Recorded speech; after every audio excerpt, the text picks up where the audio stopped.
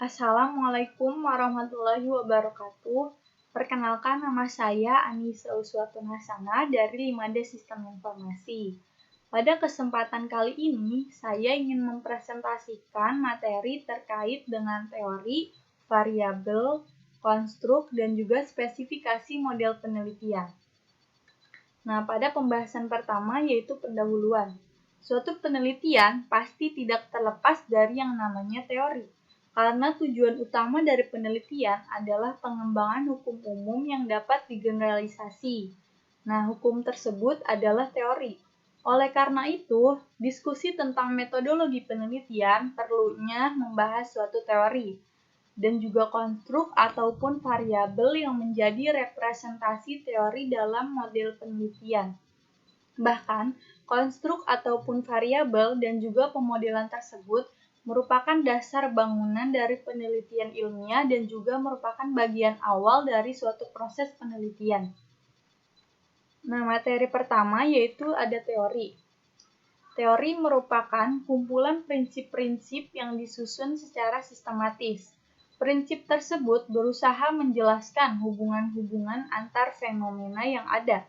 Setiap teori akan mengembangkan konsep-konsep yang akan digunakan sebagai simbol fenomena tertentu. Nah, dalam bahasa sehari-hari, konsep itu sama dengan kata-kata yang kita pakai. Misalnya, kursi itu menjelaskan benda yang bisa diduduki. Nah, contoh lainnya yaitu misalkan meja. Meja itu menjelaskan suatu benda yang bisa digunakan untuk menulis. Semakin lama, konsep-konsep menjadi semakin banyak dan juga semakin spesifik. Dalam sebuah bidang, tidak akan memahami yang namanya konsep dari bidang lainnya. Sebagai contoh, kata pasar dalam ilmu ekonomi berarti tempat bertemunya pembeli dengan penjual. Nah, dalam pemasaran tersebut, pasar itu berarti pembeli ataupun pembeli potensial, atau yang biasa kita sebut dengan manusia.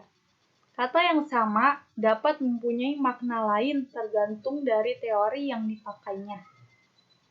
Nah, secara umum, suatu konsep adalah suatu abstraksi yang menggambarkan ciri-ciri umum sekelompok objek, peristiwa, ataupun fenomena lainnya.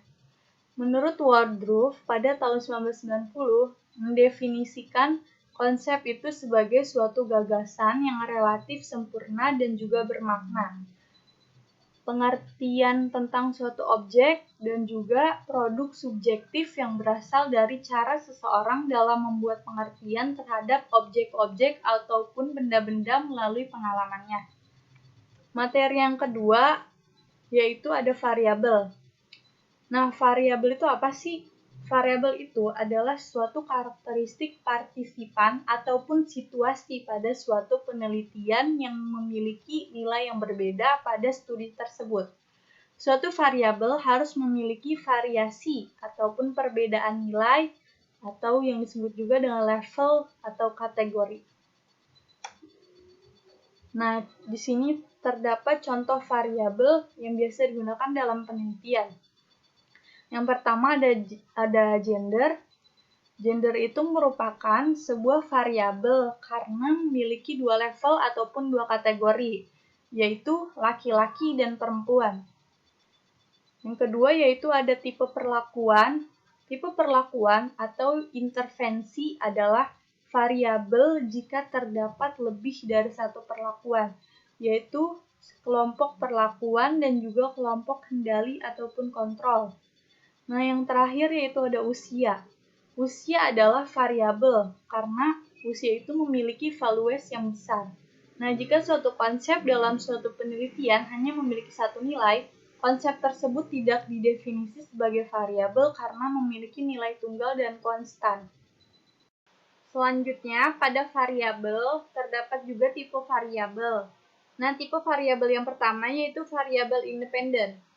Pada variabel independen terdapat dua tipe, yaitu yang pertama variabel independen aktif dan juga variabel independen atribut. Nah, kalau variabel independen aktif adalah suatu variabel yang pada level tertentu mengalami perubahan nilai selama masa periode tertentu dalam penelitian.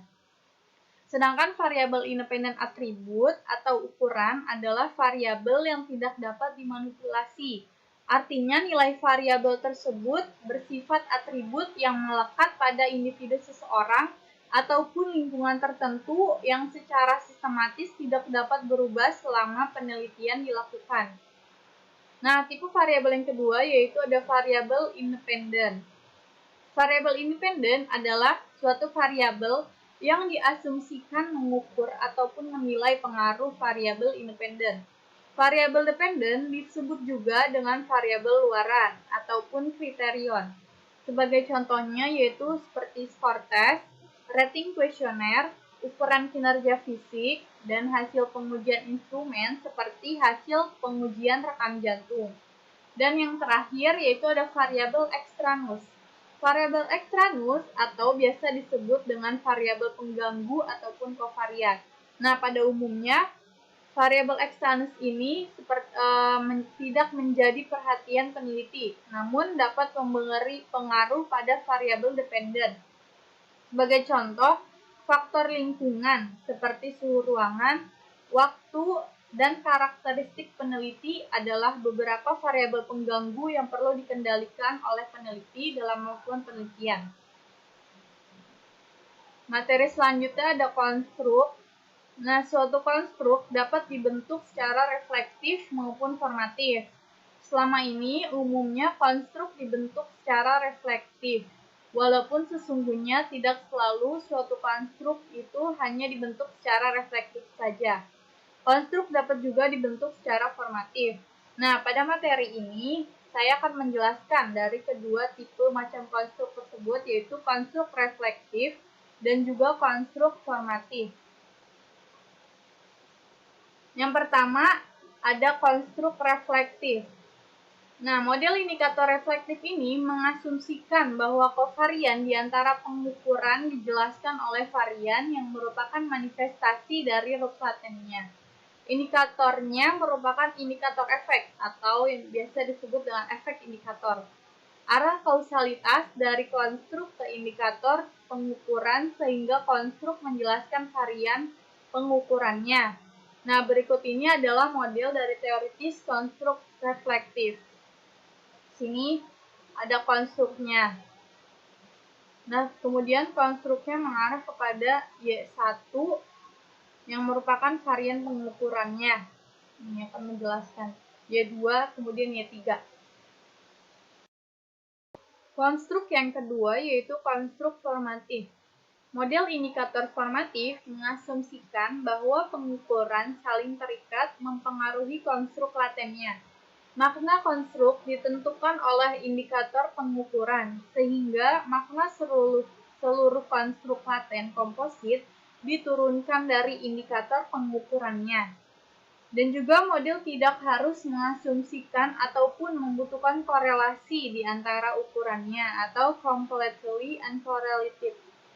Oleh karena itu, dalam melakukan analisis faktor, ketika melakukan pengujian validitas konstruk, konsekuensi mereduksi indikator formatif dari model pengukurannya akan berpotensi mengubah makna konstruk. Berikut ini merupakan model dari teoritis konstruk formatif. Seperti ini modelnya. Kemudian,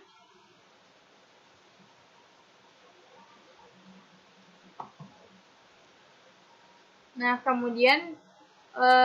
akan menjelaskan kriteria, yaitu membedakan konstruk reflektif dan formatif. Pertanyaan yang sering ditanyakan oleh peneliti adalah bagaimana menyatukan konstruk reflektif ataupun formatif. Haier et al. 2006 memberi arahan dalam menentukan konstruk formatif ataupun reflektif dengan menjawab serangkaian pertanyaan berikut. Nah, pertanyaan dari peneliti yang pertama yaitu apa arah kausalita antara indikator-indikator dengan konstruk? Nah, jawaban dari si Haier et al. Ini yaitu indikator reflektif disebabkan oleh adanya konstruk, sedangkan indikator formatif yaitu menyebabkan si konstruk tersebut. Nah, pertanyaan yang kedua dari para peneliti yaitu bagaimana suatu indikator-indikator dapat berhubungan dengan konstruk lain? Jawabannya yaitu semua indikator dalam suatu konstruk dapat berhubungan dengan variabel lain dengan cara yang sama dalam model refleksif. Nah, dan juga pertanyaan yang terakhir yaitu apakah terdapat perbedaan dalam konten indikator? Jawabannya adalah tidak ada perbedaan dalam indikator karena suatu indikator memiliki kesamaan yang dasar konseptual yang artinya yaitu seluruh indikator mengindikasikan hal yang sama. Berarti pada persoalan ini yaitu tidak adanya perbedaan dalam konten indikator. Nah, berdasarkan daftar pertanyaan di samping ini, terutama pada item pertanyaan pertama, yaitu peneliti memiliki petunjuk dalam menentukan sifat konstruk dalam pengujian statistika. Hal yang sama dinyatakan juga oleh Nsikenzi et al. 2005. Nah, dia menyatakan bahwa konstruk reflektif dan formatif dapat dibedakan berdasarkan kriteria berikut ini. Nah, pertama, apakah indikator bersifat manifestasi ataupun mendefinisi konstruk? Jawabannya yaitu jika indikator bersifat manifestasi, konstruk tersebut merupakan konstruk reflektif. Dan sebaliknya, jika indikator bersifat mendefinisikan konstruk, konstruk tersebut merupakan konstruk yang formatif. Nah, kemudian yang kedua, apakah indikator memiliki anteseden dan juga konsekuensi yang sama? Nah, jawabannya yaitu konstruk reflektif harus memiliki anteseden dan juga konsekuensi yang sama. Karena dalam merefleksikan suatu konstruk dan juga secara konseptual dapat dipertukarkan. Sebaliknya, konstruk formatif tidak perlu memiliki anteseden dan juga konsekuensi yang sama karena masing-masing indikator merupakan indikator yang unik. Masih terkait dengan materi kriteria perbedaan konstruk reflektif dan formatif. Di sini para ahli yaitu Nsikenzi, Podsakov, dan Burke pada tahun 2005 membedakan konstruk reflektif dan konstruk formatif berdasarkan level abstraksi suatu konstruk.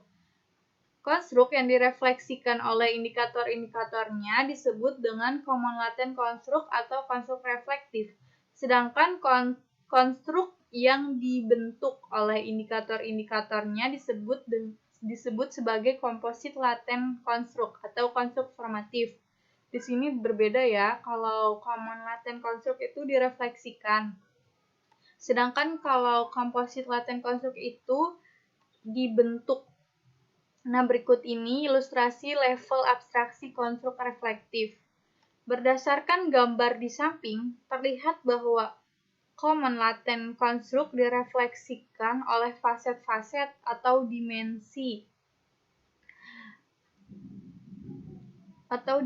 konstruk di bawahnya yang akan menghasilkan varian pada tiap faset. Nah, tiap faset akan direfleksikan oleh indikator-indikatornya dan akan menghasilkan varian error atau error pengukuran. Konstruk reflektif dapat diukur pada beberapa jenjang. Pada panel pertama, satu konstruk reflektif unidimensional langsung direfleksikan oleh indikator-indikatornya. Pada panel 2, tingkat abstraksi satu konstruk reflektif diukur melalui faset atau konstruk dimensinya, sedangkan tiap konstruk dimensi direfleksikan oleh indikator tunggal. Di sini masih membahas tentang konstruk multidimensional dengan indikator reflektif dan formatif. Nah, konstruk multidimensional adalah suatu konstruk yang terbentuk dari konstruk laten atau konstruk dimensi dan indikator yang membentuk konstruk laten dimensi. Karena itu, suatu model penelitian yang menggunakan konstruk multidimensional, pengujian ataupun analisis dilakukan pada dua jenjang, yaitu yang pertama ada analisis pada first order construct atau biasa disebut dengan VOC atau lower order construct atau LOC, yaitu suatu konstruk laten dimensi yang direfleksikan atau dibentuk oleh indikator-indikatornya, dan analisis pada second order construct atau SOC ataupun higher order construct atau HOC, yaitu konstruk yang direfleksikan atau dibentuk oleh konstruk laten dimensi. Nah, di bawah ini merupakan ilustrasi dari pengujian konstruk multidimensional. Berdasarkan gambar di samping ini, terlihat bahwa konstruk kinerja sistem informasi ini merupakan konstruk sistem informasi diukur melalui 3 konstruk dimensinya, yaitu yang pertama ada kualitas sistem, yang kedua ada kualitas informasi, dan yang ketiga ada kualitas layanan. Nah, kualitas sistem di kualitas sistem ini masing-masing indikatornya, yaitu indikator yang pertama ada KS1, yang kedua ada KS2, yang ketiga KS2. Nah, berbeda dengan kualitas informasi. Kalau kualitas informasi indikatornya yaitu KI1, yang kedua yaitu KI2, dan yang ketiga yaitu KI3. Berbeda juga dengan kualitas layanan. Kalau kualitas layanan yaitu KL1, KL2, dan juga KL3. Nah, jika pengukuran pada tiap jenjang konstruk laten independen telah dilakukan, selanjutnya yaitu melakukan pengujian efek prediksi atau model struktural antara variabel independen atau kinerja sistem informasi terhadap variabel dependen ataupun kepuasan pengguna yang dapat dilakukan. Variabel kepuasan pengguna sebagai dependen merupakan konstruk unidimensional reflektif yang diukur langsung melalui indikator-indikatornya. Nah, ini merupakan variabel kepuasan pengguna ya. Konstruknya yaitu KP1, KP2, dan juga KP3. Terdapat konstruk multidimensional dengan indikator reflektif dan formatif. Nah, selain isu konstruk reflektif dan formatif yang sudah dibahas di materi sebelumnya, hal yang penting dipahami mengenai suatu konstruk adalah tentang konstruk unidimensional atau multidimensional. Pembahasan mengenai konstruk unidimensional dan multidimensional perlu dilakukan karena cara pengujian keduanya berbeda. Konstruk unidimensional adalah suatu konstruk yang dibentuk dari indikator-indikator baik secara reflektif maupun secara formatif. Perbedaannya dengan konstruk multidimensional adalah kalau konstruk multidimensional itu tidak dibentuk dari indikator-indikator, tetapi dibentuk dari konstruk-konstruk yang lainnya. Nah, konstruk unidimensional dapat berupa konstruk reflektif atau formatif. Berikut ini terdapat gambar yang mengilustrasikan konstruk-konstruk unidimensional. Gambar yang pertama ini merupakan konstruk unidimensional untuk konstruk reflektif. Kalau gambar yang kedua ini konstruk unidimensional untuk konstruk formatif. Jadi beda ya, berbeda modelnya. Di sini juga masih membahas tentang konstruk multidimensional dengan indikator reflektif dan formatif. Pembentukan dan penggunaan konstruk, apakah bersifat unidimensional ataupun multidimensional tergantung pada tujuan penelitian, dasar teori, dan juga tingkat abstraksi untuk mendefinisikan suatu konstruk tersebut. Sebagai contoh, konstruk kinerja sistem informasi atau Information System Performance atau biasa disebut dengan ISP, di atas dapat diukur pada jenjang konstruk multidimensional, yaitu dengan membangun efek kausalitas konstruk ISP yang dibentuk oleh dimensi konstruk dengan indikator-indikatornya. Terdapat 4 kemungkinan model konstruk multidimensional formatif dan juga reflektif yang dapat dibedakan pada tabel berikut ini. Sini pada tabel jenjang pengukuran terdapat first lower order, first atau lower order. Nah, tipe dari first lower order ini, tipe pertamanya dia yaitu reflektif. Sedangkan tipe keduanya itu formatif, tipe ketiganya reflektif, dan tipe keempatnya yaitu tipe formatif. Nah, pada second atau higher order, tipe pertamanya itu formatif, tipe keduanya yaitu formatif, tipe ketiganya reflektif, tipe keempatnya yaitu reflektif juga. Jadi tidak terdapat kesamaan yang signifikan antara first lower order dan juga second higher order. Nah, pembahasan yang terakhir yaitu mengenai spesifikasi model penelitian. Dalam suatu proses penelitian, pembentukan dan pengembangan spesifikasi model merupakan hal yang mendasar untuk menentukan desain dan juga menjawab tujuan dari penelitian. Spesifikasi model yang tepat menjadi jaminan ketepatan kerangka berpikir dan juga arah penelitian secara umum, yaitu bagaimana dalam membangun spesifikasi model penelitian. Nah, berikut terdapat tahapan dalam menentukan spesifikasi model penelitian.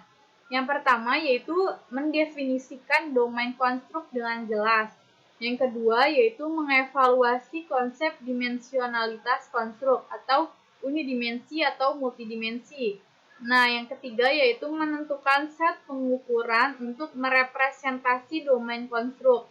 Yang keempat, memperhitungkan hubungan antara konstruk dan juga pengukurnya. Yang kelima, menspesifikasikan pengukuran dan hubungan struktural yang akan diuji. Dan yang terakhir yaitu menentukan data yang akan digunakan. Nah, kesimpulan yang dapat diambil dari materi yang telah saya sampaikan yaitu dalam metodologi penelitian perlunya membahas teori dan konstruk ataupun variabel yang menjadi representasi teori dalam model penelitian empiris. Variabel yang merupakan karakteristik partisipan atau situasi pada suatu penelitian yang memiliki nilai berbeda pada studi tersebut. Konstruk dan variabel sering membingungkan kita karena kedua ide tersebut tampaknya tumpang tindih atau hampir sama. Suatu konstruk dapat dibedakan secara reflektif maupun formatif. Nah, dalam proses penelitian, pembentukan dan pengembangan spesifikasi model merupakan hal yang mendasar untuk menentukan desain dan menjawab dalam tujuan penelitian.